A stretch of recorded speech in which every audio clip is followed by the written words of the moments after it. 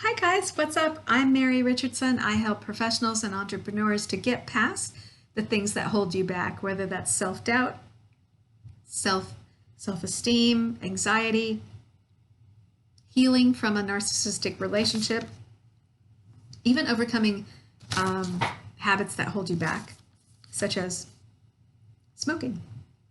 These are things I can help you with. In this video, I'm going to talk about narcissistic invalidation. What is it? It's really one of the worst things that narcissists try to do to other people, and especially children that they're raising, is the invalidation, because that really sort of gets deep inside us. It can, and it can feel really overwhelming to overcome it. It's not, and you can overcome it. But that's the subject of this video. So let's jump in. Narcissistic invalidation is a way that the narcissist keeps the attention on themselves. A narcissist is always coming from their ego. Everything they do is about their ego, from their career to their where they live, what they drive, what they wear, how they speak about their family. They always look at, what do you do? They might say. And they're not really concerned about you or your personality or your hobbies, what you're interested in, or how far you've come or what you've overcome. They will often go right to, what do you do? Because what they're doing, the narcissist always is trying to establish who is more accomplished than they are, so they will know to hate them and to get away, to distance themselves from the people that they don't like, the people that might question what they say. Narcissists don't want anybody explaining the truth or pointing out where they're inconsistent with what they've said. Meaning a narcissist will change what they say in order to justify what they want from you. They're always looking for something from someone.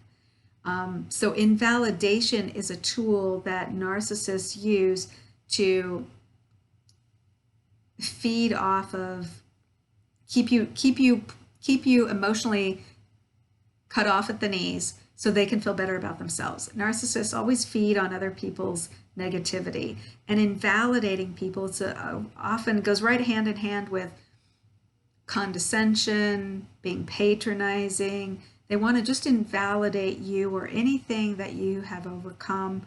They don't like to talk about anything positive for very long. So if you want to frustrate a narcissist who's trying to invalidate you, be very, very positive, bubbly, upbeat. For every negative thing they say, you come back with something positive. They will hate that. It will be like a mosquito repellent to the narcissist. They will hate that, with the narcissist being the mosquito. They don't want anyone to not, they want you to have tons of problems so they can pick at those, feed off that negativity, and feel better about themselves. So they try to invalidate those around them so that they will be absolutely sure that they're better than everybody else. So over time, if you're around narcissists, over time this invalidation can be really toxic and emotionally abusive, because over time you start invalidating yourself. You start invalidating your own thoughts, your own emotions, your own dreams, and your own goals. So you may find that you've stopped altogether working towards your goals.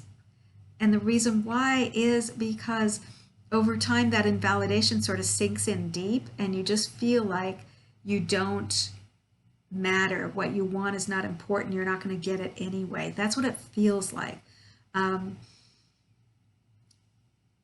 So the invalidation can include gaslighting.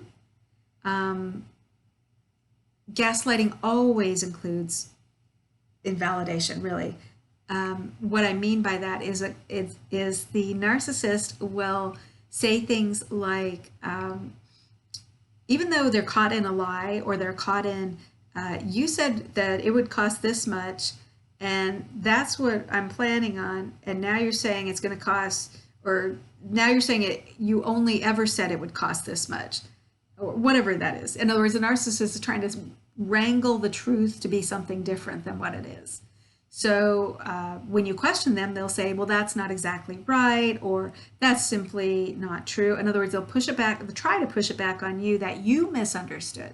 Even though you caught them and you have it in writing, they'll still be slimy and try to squiggle away from what they said. And it's not like you or I, where we say, well, you know what, I did say that was totally wrong. We just step up and we're accountable and we go on, and it doesn't phase who we are as a person. We know as a person we're still a good person even though we make mistakes, because everybody makes mistakes. The narcissist never comes from this because they don't really want to admit ever that they made a mistake, ever. In their mind, they actually believe that it really wasn't a mistake. I mean, they really twist their reality around like this. So the invalidation is part of controlling, and they'll gaslight you, telling you what you saw, what you heard, what the truth is, and they want you to believe their version at any given time. And they'll change their version of the truth all the time. So gaslighting is very frustrating, but over time you learn that this is just the same game they're playing over and over. So they're trying to get you to deny your own perception. And that's where it becomes really detrimental to yourself because, and again, I'm not a doctor. I help people overcome these issues. I'm a rapid transformational therapy practitioner, and I help you overcome these issues so that you can be the best version of yourself and work towards that high income that you want, that business that you want, work towards your dreams. But the first step is getting past this invalidation. So that you don't deny your own perception. You have confidence in what you know is the truth. You have confidence in yourself so that you're not invalidating yourself, so that you don't pick up where the narcissist left off. So often I'm just looking at my notes. The narcissist will often encourage you, if you've been in a narcissistic relationship, they'll encourage you not to pursue your gifts, your abilities, your dreams, your goals, because they don't want you spending time doing anything other than validating them, how important they are, how amazing they are at your own detriment and at your own time expense. So they want you to spend loads of time that you could be working on achieving your own dreams towards telling them how great they are. And what happens is, it sounds like a little thing, but when you look over 6 months, how long has it been since you took a step towards achieving your dream? How long have you not been achieving your goals? So they won't, this invalidation takes away your courage. It really takes away your happiness, so that you don't trust even your own feelings. You're caught up in this area of self-doubt, which seems to grow and grow and grow. Because if you're still around a narcissist, they're constantly picking at your self-esteem. And a big thing that this leads to is imposter syndrome. Imposter syndrome is where now you don't feel like you deserve any accomplishment you already have. So you feel like if you had help, it really wasn't as valuable. You're not as valuable. If you had help to achieve something, that takes away from the achievement. Or another type of imposter syndrome is perfectionism, that nothing matters as an achievement unless it's perfect. Well, nothing's perfect. So also, if you feel like, an imposter syndrome can be self-sabotaging, because why would you try to do anything unless it could be perfect? And it's never going to be perfect. So you get to a point where you don't even want to try. So you can see that self-sabotage pattern going on over and over and over, all caused by really invalidation from a narcissist, where they want you to just invalidate your own dreams. And there you are, you're doing it. So getting past this, moving forward, will really frustrate the narcissist. When you move forward towards having your own, if you're a parent and maybe you're in a narcissistic relationship, you want to have your own money, you want to have your own account. I'm not giving you financial advice. This is my personal opinion. that when you give up your income, even if you're a stay-at-home parent, you can still work from home. A lot of women and men do this, and they have income.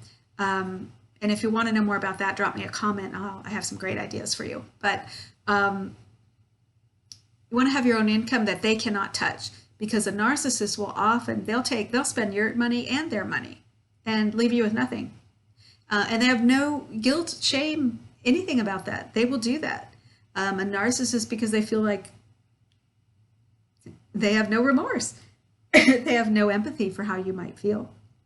And they really don't care if you're happy or not. So the invalidation from a narcissist, they will actually do that in front of others as well, constantly, putting you down in front of other people as well. What you need to do is start speaking up. You have a voice, and you need to consider, I'm not telling you what to do, but consider why you're even in the relationship.